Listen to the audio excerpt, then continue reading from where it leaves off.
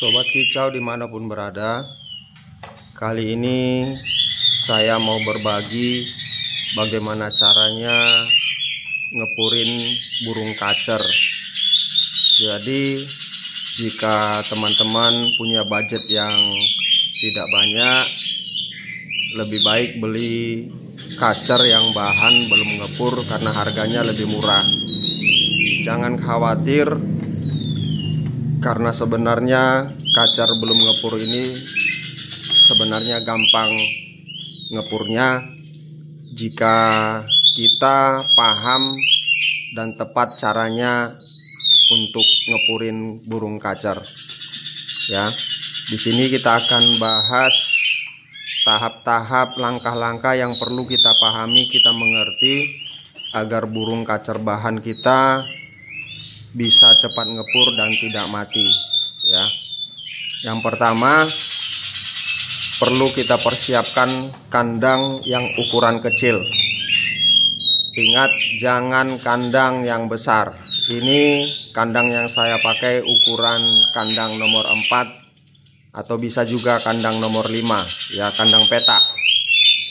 Kalau misalnya mau pakai kandang kapsul bisa juga, ya. Tapi kalau kandang kapsul sama seperti kandang peta ini, tangkringannya cukup 1, ya.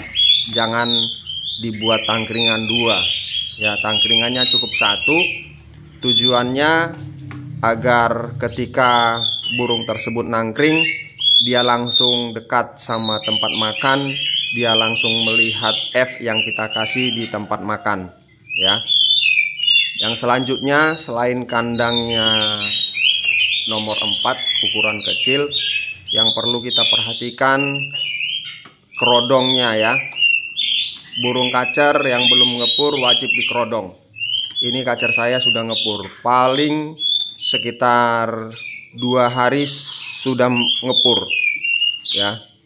Kita pakai kerodong yang agak transparan, yang agak tipis. Lalu nanti ditempatkan di tempat yang terang, ya, pencahayaan lampunya terang, bila perlu dekat lampu, ya. Tujuannya agar pur dan F yang kita kasih bisa dilihat oleh burung kacer yang hendak kita purkan. Yang selanjutnya perlu kita kasih karpet, ya, agar kuku kacer tidak terjepit di sela-sela dasar kandang yang bisa mengakibatkan kukunya patah, bisa mengakibatkan jari-jarinya berdarah, ya. Perlu dikasih karpet seperti ini, teman-teman. Tujuan lainnya agar kita juga gampang melihat apakah dia sudah ngepur atau belum, ya. Kalau tidak pakai karpet kadang agak sulit melihatnya karena mungkin kotorannya bisa berserak di bawah, ya. Lalu yang ketiga, yang selanjutnya, berikan tempat minumnya yang agak besar, ya. Berikan tempat minumnya agak besar dan wajib diganti setiap hari, setiap pagi. Karena kacer ini burung yang suka mandi dan minumnya juga agak boros, ya. Yang selanjutnya yang perlu kita perhatikan tempat makanannya, ya. Seperti ini, teman-teman. Pilih juga tempat makanannya agak besar, ya. Seperti ini dia. Lalu pur yang biasa saya pakai pur hijau, ya.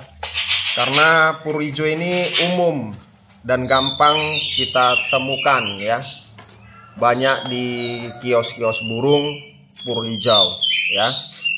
Pur hijaunya saya halusin tapi jangan terlalu halus, ya.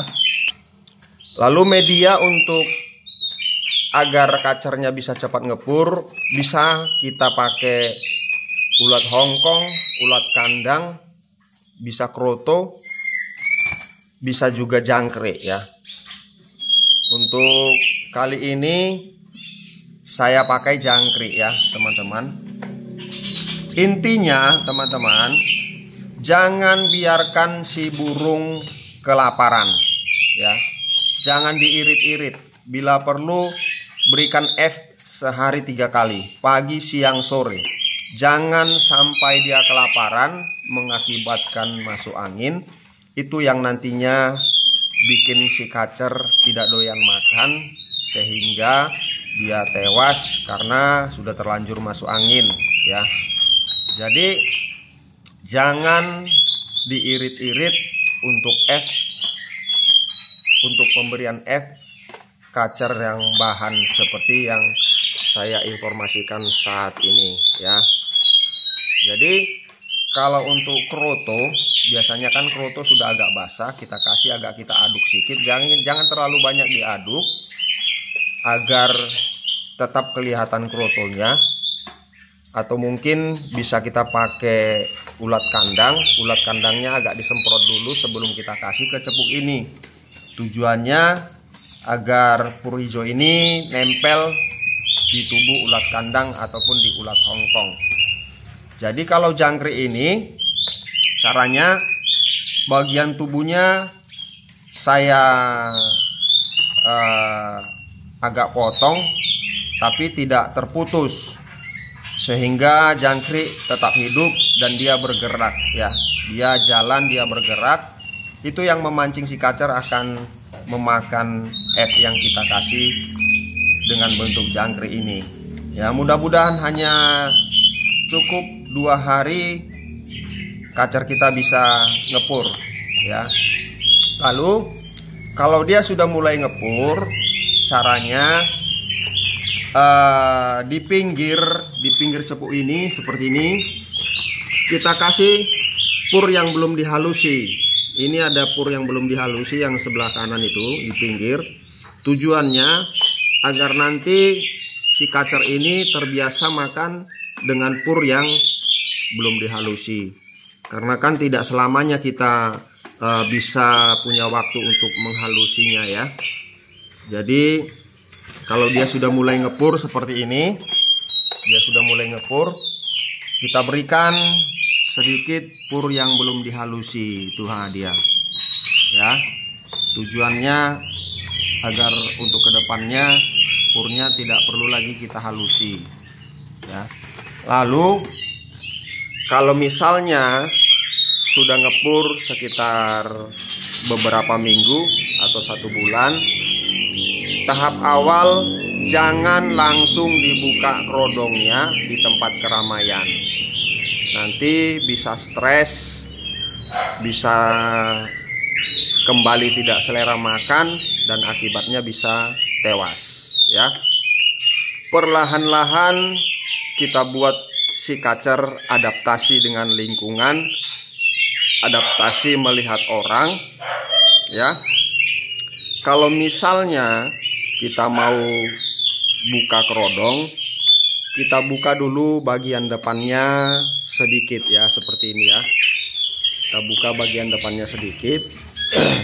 Kita taruh di tempat yang dia bisa lihat orang sesekali ya.